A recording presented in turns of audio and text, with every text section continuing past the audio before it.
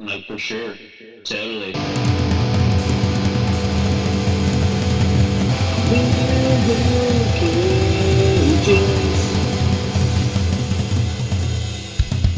Welcome to another episode of Cage. I could discuss Cage for hours.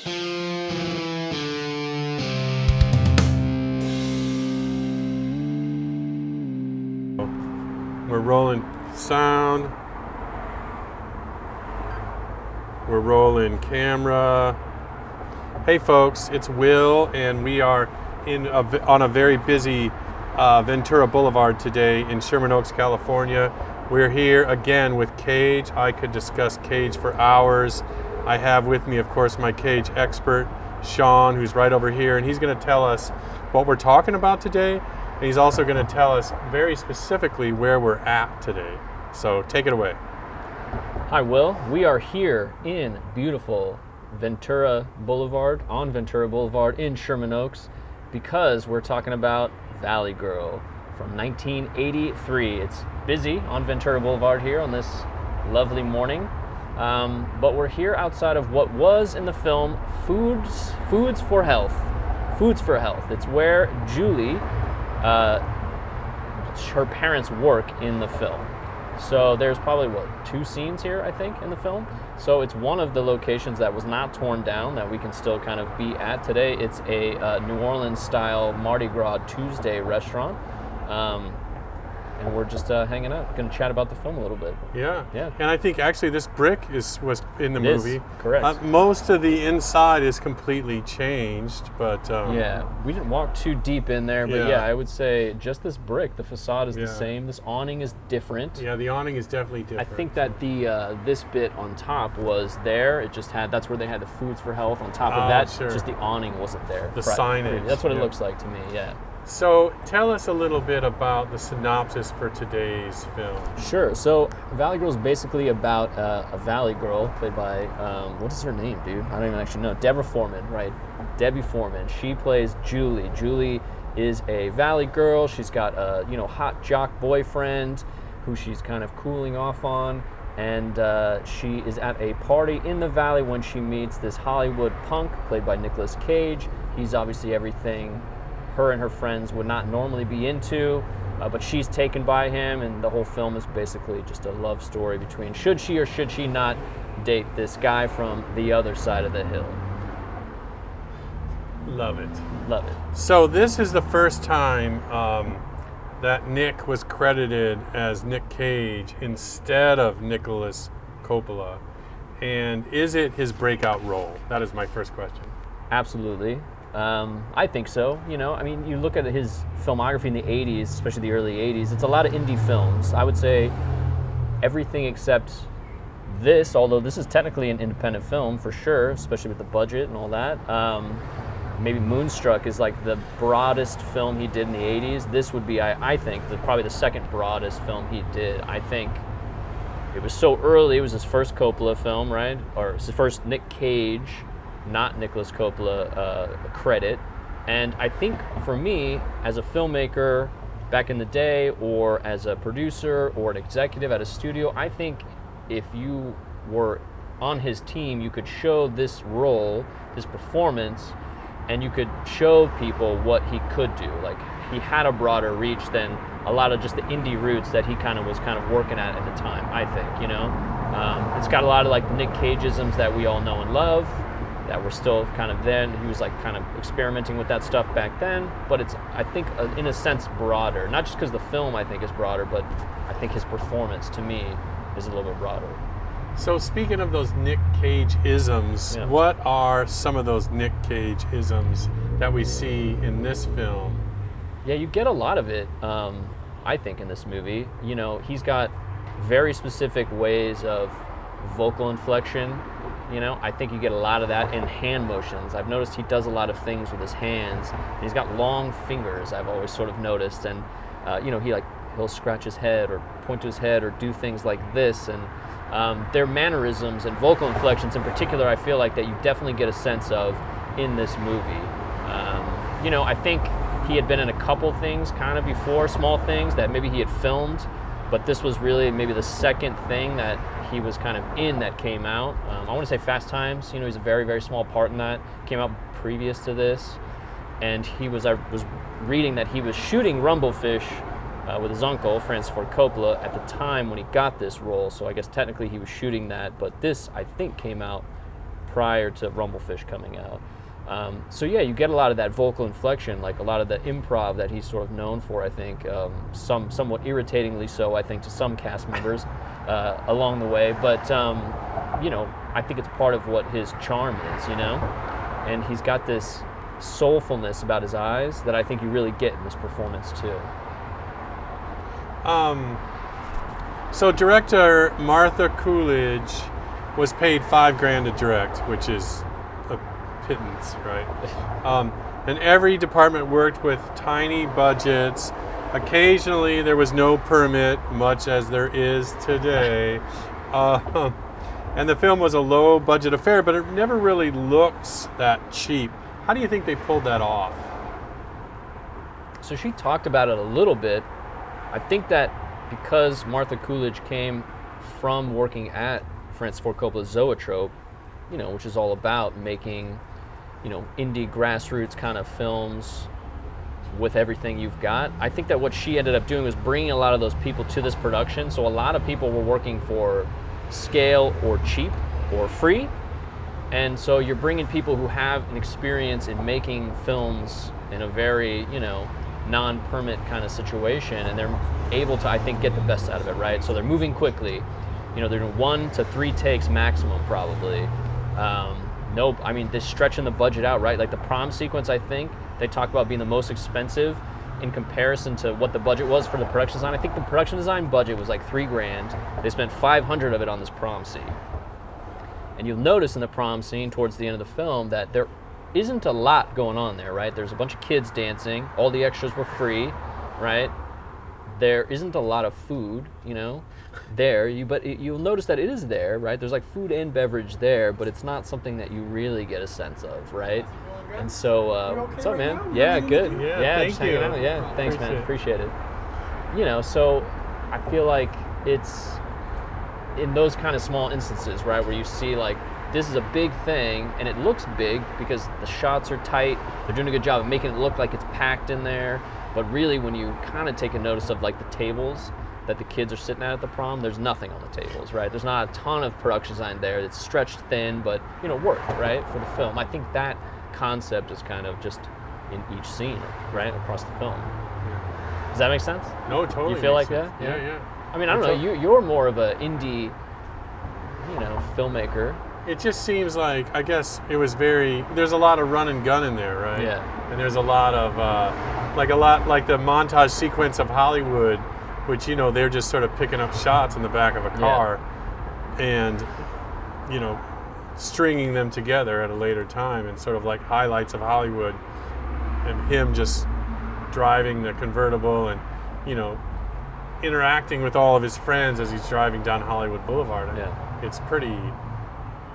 it's classic in many, many ways as well. Mark, that is one of the things I love about this film. I love that sequence. I'm a big fan of neon signs. So if you like neon signs, this film has lots of neon signs. It takes you right back to Hollywood in particular, but definitely the Valley too. That driving sequence, she said that in general, for the way the film worked, they would do 1 or 2 takes, and as they would go along, she would just be like, well, let's just pick up some stuff that we'll use in montages along the way. So they didn't have a ton of film. She said like 60,000 feet, I think, of film for the entire film for a $350,000 budget, I want to say, for the whole project.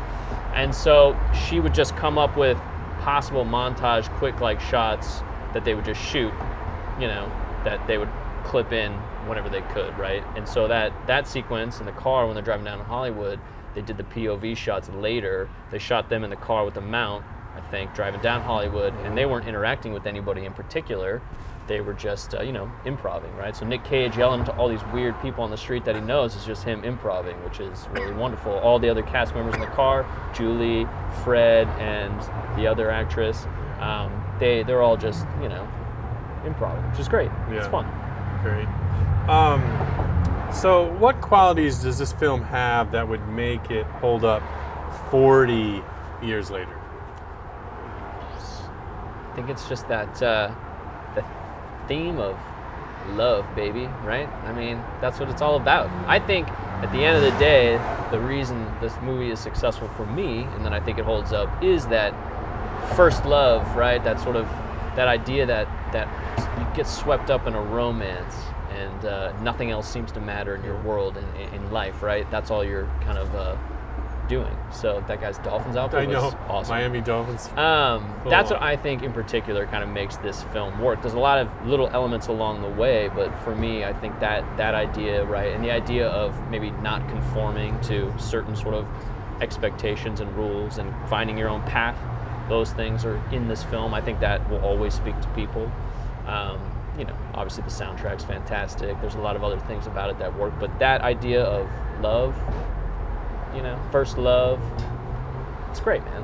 Yeah. Right? I mean, why else do we still get romantic comedies and all these teenage shows? I think teenage love fascinates people because it just takes you right back. Yeah, for sure.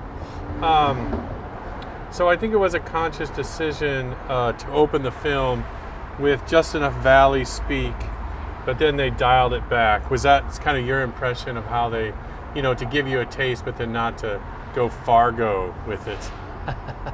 Yeah, I think that's a great way to put it. I imagine it was a very conscious decision. And the opening scene is great, right? It's so thick with the Valley speak when the girls are sitting at the cafeteria, and I love that sequence. It's really great. The scene is funny. I feel like, to not alienate the crowd, right? If you dial it back, I think that's also part of the longevity, sort of the reason it's like stuck around is because it's there, right, at the beginning, and you still remember it throughout the film, but it's not hitting you over the head with it the whole time. I think it could have been maybe annoying. I don't know if it had been there the whole time, but I think it's just the right amount. It works great. Yeah. Well, it's funny, annoying. Yeah. I feel like the new Fargo kicked in, it's on again, and it's the manner of language is okay. Right. Take it easy. Yeah. It's not like it is annoying, and because they're like, they turn it up to 11, as they say in Spinal Tap.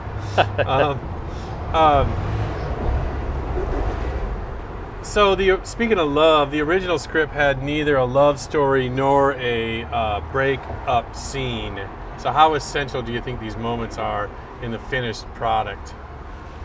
I mean, obviously I would say a breakup scene is necessary. It's a necessity in a love story. I'm sure there's some where you don't get that, but you need conflict in a love story. So it's surprising to me that wasn't in the original script. Martha Coolidge, she said when she came on board of the project, the two things she added were sort of their initial, falling in love moment. And I don't know if she's referring to them at the party or if she's referring to a different sequence, but their sort of initial courtship, and then also the breakup scene. So I think that was very smartly added to the project. I mean, right, like you need that conflict. You need there to be something that the audience is like rooting for these characters to get back together to really make it kind of have that, certain appeal, I think. And it works, I think, really well on this. So I don't know what it would have looked like without it, right? Yeah. It would be missing a big... It just doesn't give you that sort of momentum, right, going into the final sort of thing. And there's a great montage where he's trying to win her back. I love that, right? He's working at the movie theater. He's got that great moment where he comes out in this weird chef's hat. He's got a weird vocal inflection, like classic Nick Cage. He's speaking at a higher pitch when he comes and he's like bringing a plate of food to them. Gum falls out of his mouth on accident. They talk about that was an accident. It's so funny. It seems like Julie, Deborah Foreman's like reaction in that scene is genuine. Like she's really laughing because he says some weird line about Peter Pied. I don't even know what he says. He just like spits something out really fast and throws. He's great. I mean, there's a real it seems like the movie was made with love and like a real that sort of we don't have a lot of money, but we're really excited about this project, and it's about this like time in people's lives, and I feel like it all kind of just came together really perfectly. It seemed like to me in this project. Yeah. So I want to move. Yes. Because I wanted us to take a look at some of the artifacts you brought, and we're going to do that someplace that's a little less loud. Love it. So I think we're going to move, unless you have more you want to. No, I do want to say one of the other things I love, and since we're here at this location, about this film, one of the things I absolutely love, I just made a weird pull on this and realized my mic is there. One of the things I love about this movie also is her parents. I love the characters of her parents, both of whom were in Apocalypse Now, so coming from that zoetrope connection also. But they're just so funny. I think that they're really good. You know, they're like these hippies, they're health food fanatics. There's this great scene where her dad sits down on the couch with her and is like, you know, she's asking his advice on who she should pick, Tommy, you know, her jock boyfriend of the past, or Randy, this new sort of Hollywood punk.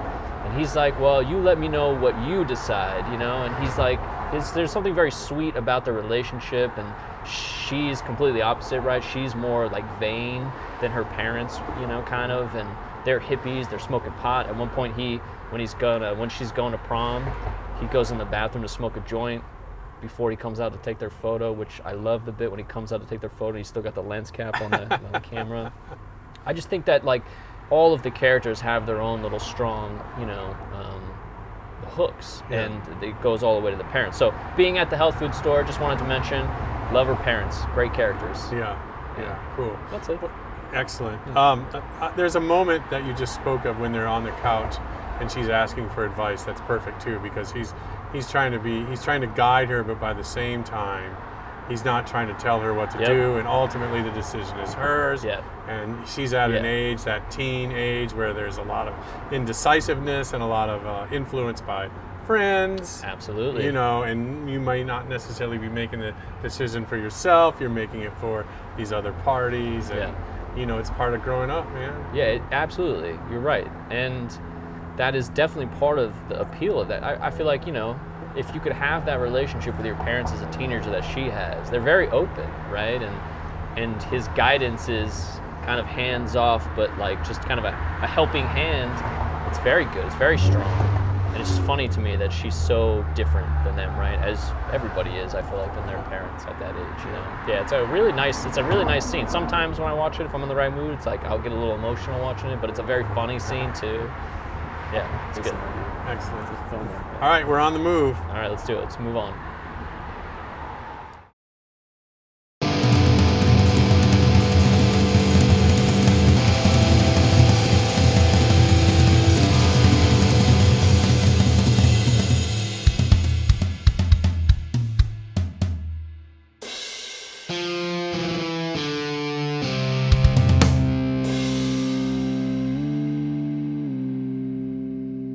That's another story, for sure. Okay, come on. Here we are, everybody. We are back. We've changed locations, and Sean's going to tell us where we're at. We are the Glendale Galleria from the film Valley Girl, but many other things. It is, first of all, I don't think I've ever been here. Well, one time we were talking about on the way here. I think I've only been here once to go to a movie. Doesn't seem like it's indoors. Right? Yeah. It's like all outdoors. It's obviously changed a lot. So it's been 40 years since the film came out. So clearly that makes sense that things would change in 40 years. Not a lot of locations actually left from the film, but we felt like the spirit of the movie being in the Valley, it makes sense to come to Galleria, which I know a lot of people from the Valley, they talk about this was a very happening place to go for sure in the 80s. So it makes sense that they set some of the scenes there. Yeah. Yeah. For sure. Yeah, for sure. Like totally, for sure. Well, one of the things we want to do is we want to talk about the Blu-ray, and of course we also want to talk about the soundtrack. And I have an expert here who can tell us about both. So that's what we're going to do next. We're going to break out that Blu-ray and have a conversation about it. Sure. So it's not just one, but two. I have Blu-rays. I used to have the DVD, which had a lot of the same features, but it's been upgraded. So there was this edition that came out 2018 maybe? Let's find out, hang on. Not too long ago, sometime in the last 5 years this came out. So this is new artwork created for it. It's the slip cover here, right? So I put the original artwork on the inside there, which is great. Obviously the story here is she didn't want to do it. Deborah Foreman, she was talking about it and we'll get to it. Part of the reason I ended up double dipping here and buying this UK edition, it's Region B, so if you have an all-region player, you can play it. It's a great case. It's a hard shell case, different art. There's a fun little booklet in there. It also comes with,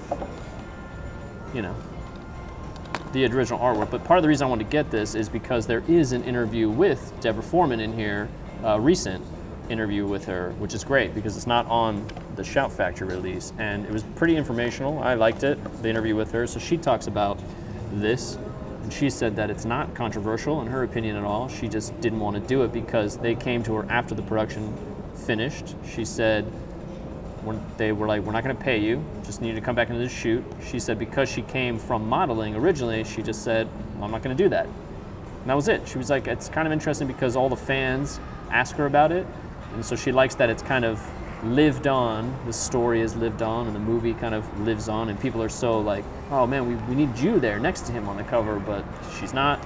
So, I don't know, she was talking about it a little bit, which I thought was really interesting. So, anyway, back to this. This is the Shout Factory release. There's a ton of features on the back here. There's a new mastering of the film, but there's this new conversation that happened. I think this is 2018, this edition came out. So it's with Martha Coolidge, it's with actresses E.G. Daily and Heidi Holliker. So the three of them talk for like 45 minutes, and it's really interesting. They talk a lot about the production, a lot of the ups and the downs, about the small sort of aspect of the filming, the small nature of the crew and all that, some of the budgetary issues they would run into, their experiences working with the other actors and actresses. So that's really good. I like that a lot. There's a commentary track on here with Martha Coolidge, which is very interesting if you're into that. There's this fun little documentary, it's maybe 20 minutes, about just the history of the San Fernando Valley. And apparently there's a store, this guy, or it's like a little San Fernando Valley museum this guy owns. He talked about that. There's a fun intro that they cut from Nick Cage kind of talking shit on the Valley a little bit that I liked. There's a storyboard to film comparison, run-of-the-mill stuff. There's some making of featurettes, which are great. They interview a lot of the cast from the 20-year anniversary at the Viper Room. So inside the Viper Room, known as the Central, I think back then, was where they shoot a lot of the club scenes. They got a lot of the cast to come back, including Nick Cage, and interview them there. Deborah Foreman's not in that, but the rest of them are. And that's cool. A lot of information there. They also interview lead singer Peter Case of the Plimsouls. They interview one of the modern English guys. They interview an old DJ from K-Rock and Josie Cotton, which is cool. There's a whole featurette on the music, and they talk about that. So that's cool too. Yeah. That's kind of the big takeaways from that. Really, this UK edition, the big difference is this book, which is great. It's got some like reading material, which is really good. There's a new commentary track on here from some specialists. Then there's this interview with Deborah Foreman, which is great. And there's also a new interview with Colleen Camp on here, which is really good. So the Colleen Camp one is kind of interesting because it kind of plays like a commentary track. It's like a guy called her up and they have a conversation for basically 2 hours, and he kind of edited it together to fit over the running time of the picture. So it's kind of like watching the film like you would with a commentary track, except it's this guy interviewing Colleen Camp over the phone, which is cool. So that's these. I like the on the cardboard slipcase, the fact that we've put Nick in the glasses. Yeah. His nose is looking a little thin. Yeah. And it's obviously, I guess, her glasses with the bubblegum. Yeah. Deborah Foreman's glasses. So that's You like cool. that artwork? Yeah. Compared to... And then we have this also, like, kind of snazzy. Yeah, they're talking on the phone, which, they were talking on the phone. Yeah. I can't quite see who's in the background of Nick on I know, the you poster, can't make it out, right? But I guess a punk rock band of sorts. This is definitely a better likeness of him than this, right? Yeah. I know, it's funny. I guess two different people did them. Huh? I was thinking about this when I was rewatching the movie, just this fact that they're talking on the phone, right? Like, that's just, people aren't sitting in the phones with the long cords, talking on the phone anymore. I kind of miss that. Yeah. Yeah, so that's the Blu-rays. I don't know. That's great. That's really great. So let's slide over to the music. Yeah, do it. Because the music was a big part of this film. Yeah. We'll turn in. And we get a couple of live performances here. The Plimsouls play a trio of tunes, which is a lot. Yeah. And Josie Cotton does as well. Is there anything noteworthy about the live music sequences to you? I like the, I mean, I think that they're good because they feel natural to me, you know? I mean, you and I both like to go to concerts a lot, so it kind of has that small club feeling where just by watching it, it makes me feel like I'm there. Like you can almost feel the stickiness of the floors and everybody looks sweaty. It's dark, it's moody, it's crowded, it's loud, you know? And they talk about how when they shot the sequences, they had the actors talk really loud, and I think that's probably what they always do with these scenes, so that, you know, when they go in and mix it, when they actually put the music in there, that it's, you know, it's a good balance, as opposed to them whispering and having to turn the music down. It doesn't feel like you're at a concert. So it feels very realistic to me. I don't know if you feel the same way. Yeah, and there is a part in there where he's shouting something and then the band abruptly stops, and of course, it's embarrassing. Yes, Julie's embarrassed. You're gonna wait till the end of the night to ask me that. You can see me again. Yeah, exactly. In my opinion only, Valley Girl has one of the best soundtracks that has ever been made. That is a tall order. Yes. I might add. But you are a soundtrack expert. You are. And so, what do you think? Do you think, and apparently the music, depending on what variation of the movie or the soundtrack or the DVD or the Blu-ray you have, it's changed from, you know, several times based on licensing, etc. What is your intel on that? And also just what is your opinion of the soundtrack overall, I guess? I mean, I agree with you. I don't know that it's the best soundtrack ever, but I love it. I've always really loved it. I was later to a lot of these bands. I think that you probably liked a lot of these bands, you know, well before I did. I had never heard of the Plimsolls when I saw this, so that was a new find. I'm a big Men at Work fan, as you know, so obviously that's a happy thing for me to have that in there. Modern English, like other bands Josie Cotton I had heard of.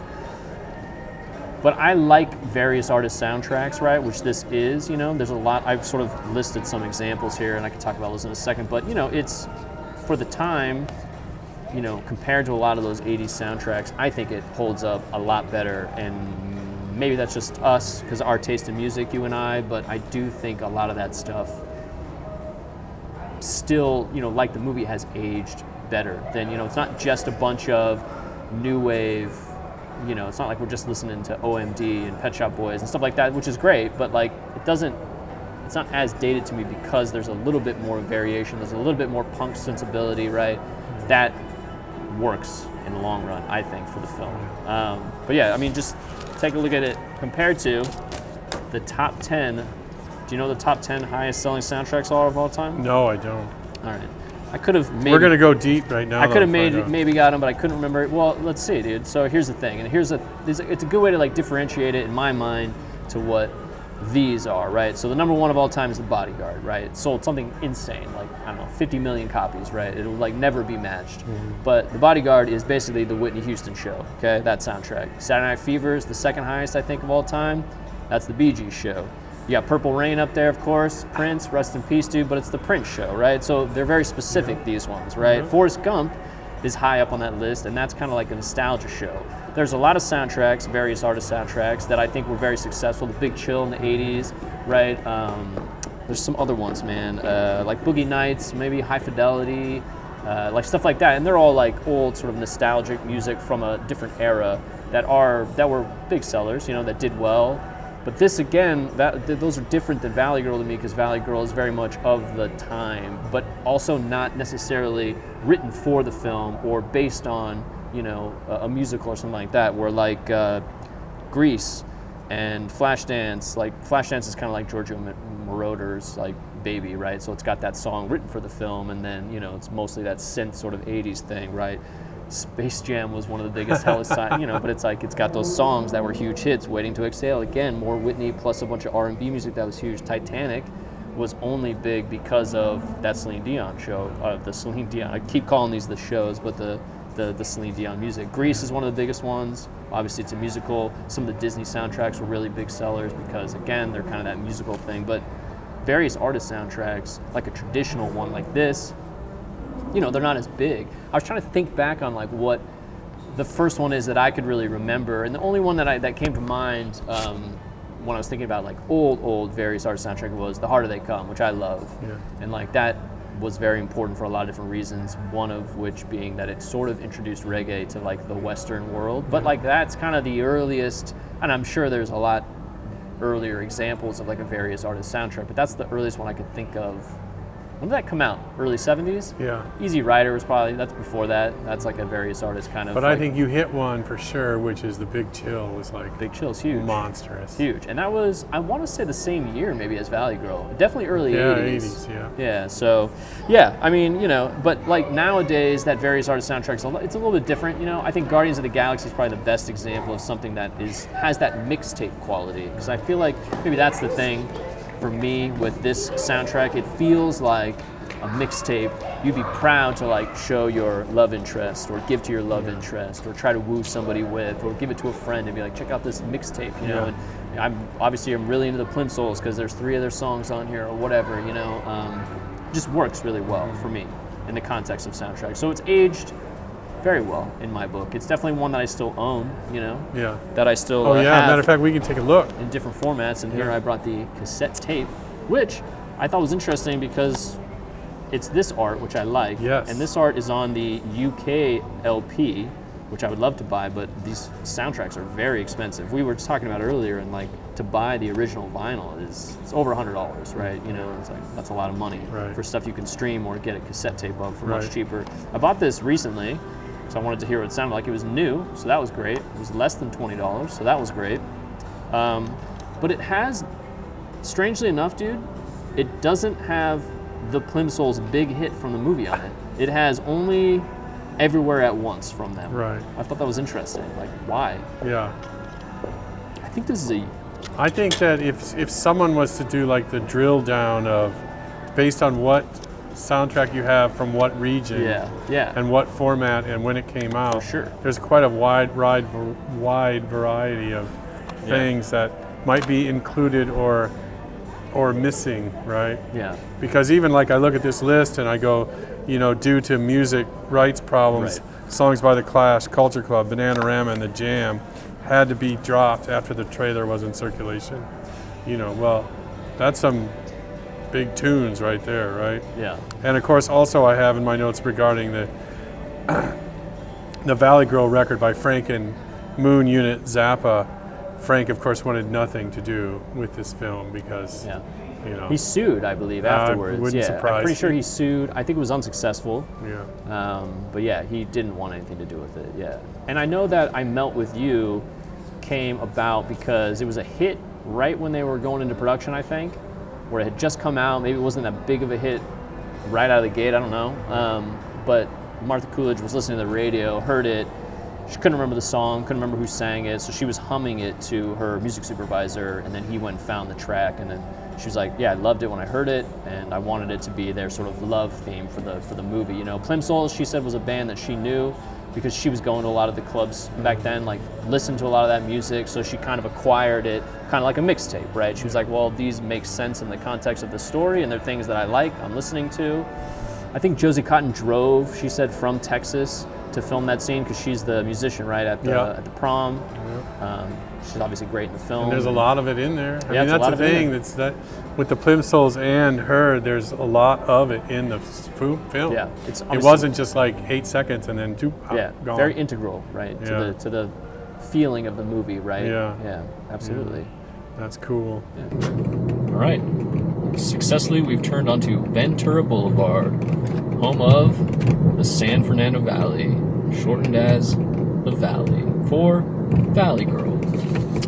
Something that I heard Martha Coolidge say about this film, in movies in general, she said, and I like this quote a lot, really good movies are usually really simple. I like that a lot. I think that's very telling for a lot of different things. I mean, obviously, I like a lot of complex things as well. Her sort of sentimentality, I think, was kind of about, well, if the plot and the structure are simple, but you're putting a lot into the context and the subtext of what's going on, the performances, the music that you add, all that stuff is what's going to like beef it up and make it, you know, something more interesting. Yep. And I like that because I think at the heart of this movie, it is a simple story, right? It's a Los Angeles' version of Romeo and Juliet, essentially, right? So I just want to list some things that I really love about this movie while we drive down Ventura Boulevard. All right. The opening shot is really great. It's a helicopter shot that starts in the Hollywood Hills and moves slowly over the Hollywood sign into the valley, while a male DJ talks about on the radio a sold-out show that they're going to be giving tickets to. They don't specify who the band is, but that they will be giving out tickets, and he slowly then meanders into a little story about how the weather is balmy in Los Angeles. That then cuts right into a female DJ saying, "Here's a song about the story of my life," which I love. She just gets right to it, and then we get "Girls Like Me" by Bonnie Hayes, which is on the soundtrack. Kicks into high gear, and we're going to get the montage of the girls shopping at the Glendale Galleria, which we just passed. I love the opening. I think that it's such a smart setup into this film. It works really well. I like the song choice, Girls Like Me, or Girl Like Me, because then you get the four girls, the four leads, they're shopping. It just puts you right into the action, you know? Another thing I like then is right after that, the opening sort of scene with dialogue is the four girls sitting at the cafeteria at the mall, and you get that heavy vowel speak like you were talking about earlier, and I think it's a great way to open the movie. It's smart. It sets up this idea of what this sort of world is that we're about to be. So the introduction of Nick Cage's character Randy and his friend Fred at the beach is wonderful. Nick Cage rolling out with that V-shaped hair chest tattoo that he came onto. He was saying he was trying to think of something punk rock to do. How can I make this more punk? I think that they also told him, the casting directors and Martha, that he looked a little old, so he needed to do something about that, so he had to shave that chest hair because he's got a lot of hair. So he shaved it into this, like, he said initially he tried to shave it into like a Superman sign, and it then kind of cut back in that V. But their introduction is really funny. I feel like it's a good introduction into those two characters, so I really like that. Julie's parents are something I really love about this film. We already talked about that at their restaurant. I love that during the first party sequence, the mom, who's kind of hosting with her daughter, is serving sushi. That's insane to me. You're going to like a valley party in the early 80s, they're serving sushi. The director, Martha Coolidge, was talking about how they have peanut butter on some of the things to look like uni because they couldn't afford uni, which I liked. So then they had to eat some of that, which is very fun. Also, something she talks about on the commentary track, which I thought was very interesting, was, if you'll remember, at the party scene, and a lot of the scenes where there's extras, it's not just white people. You know, obviously white people are the leads of the thing, but it's mostly, you know, Caucasian leads with some sort of ethnicity strewn about. And so in the party scenes and things like that, you get a little bit more of that. And she said it was important for her, and thankfully nobody, she said, kind of put up a fuss about it, but she really wanted to sprinkle that in as much as she could. It was important because she was like, the Valley was not just, and in fact it was mostly not a lot of white people at the time when they made the movie. So she was like, I wanted to be, you know, cognizant of that and try to bring in a little bit where she could. So I thought that was kind of an interesting little thing to note. I love the first party sequence. First of all, the music is fantastic at the party, right? There's like 5 different songs that you get to hear. So for 2 of us here who love the soundtrack, it's really packed with some 80s greatness. But you get a lot of nice moments with Randy and Julie, right? Nick Cage looking over across the party where it's all filled with people and looking at Julie. There's like an instant chemistry, I think, in their glances there, and then a little bit later in this bathroom sequence that I just really, really love. I think that their chemistry is something that I just in general love about this film. They, of course, started dating very briefly, I think, during the film and maybe a little bit after. And she talked about it a little bit Deborah Foreman talked about it a little bit on that the UK Blu-ray I was talking about. She said that Nick Cage will be, let me get the quote because I thought it was kind of interesting. She basically was saying that Nick Cage was the movie love of her life, I feel like she said. She was like, you know, it was a really great experience because they really kind of fell for each other during the production, and so a lot of it kind of went into what they were doing on the screen, you know, and she said it was kind of just a really magical first cinema love experience for her. So I love that about it. I like driving sequences a lot. I like driving. Here we are driving. I'm very happy we're doing it.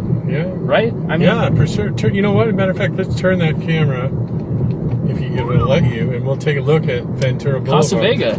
Casa Vega's right here. Is, I believe, in the sequence. Yes, it totally is. Yeah. It totally is. The signage for it is in the montage. Yeah, I What love. timing with that, huh? That is funny. Driving scenes in movies I really like, and in LA, as we know, you gotta have a car. Yeah, and there's a lot of driving. I mean, You can get around without a car, but it's a driving city. We'll get back to that when it's more visual. I can't see, but I'm assuming we're still on the camera there. sure. Yeah, driving scenes, especially all the stuff at night, right? With the neon signs. I'm a sucker for neon signs and all that Hollywood stuff and Valley stuff that they show. Neon signs, fantastic. Live music scenes, love those. I love the student driver scene where they're driving the car and their instructor ends up jumping out of the car because none of them are paying attention to him. Julie's driving, and they're all just talking about boys, and he eventually just jumps out of the car. Oh, yeah, Les Nessman, WKRP. Yes. In Cincinnati. It's so good, man. That scene is really funny.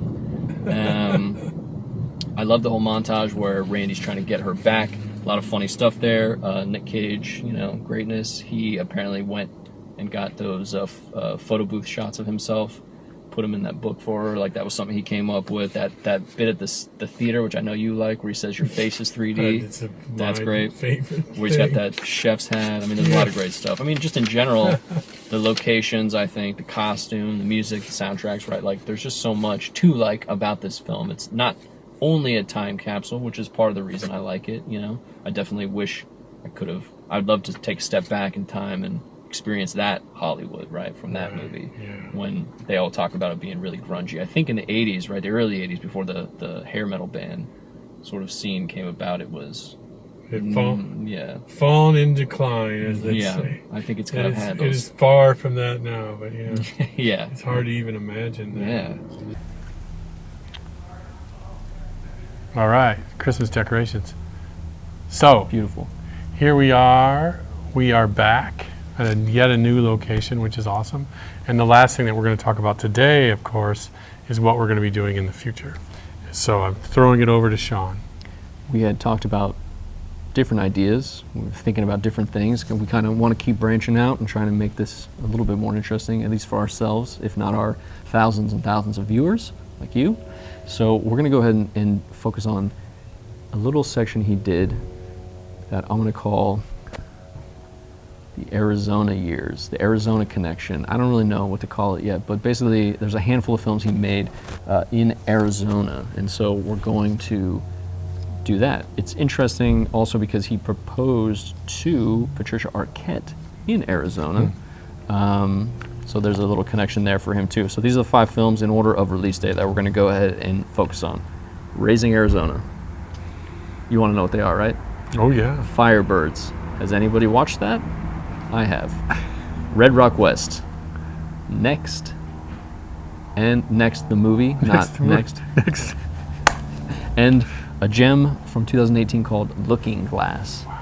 Okay, so we got Raising Arizona from 87, Firebirds from 90, Red Rock West is 93, Next 2007, 2018, Looking Glass. See you next time. Yeah, this spans, what is that, 40 years? Yeah, 30? that's part of the reason I like this Okay. one. It's a nice, 87, Wow. 31 years. 31 years. That's All right. nice. All right. So we'll have lots to discuss next time. Yes, thanks for stopping by. Thank you indeed. Okay, All right, excellent. great job. Cut. Thanks, man. Thank you. You want this before you No, I'm just going to go on. It's good, it's still daylight, so that's good. No, for sure. Totally.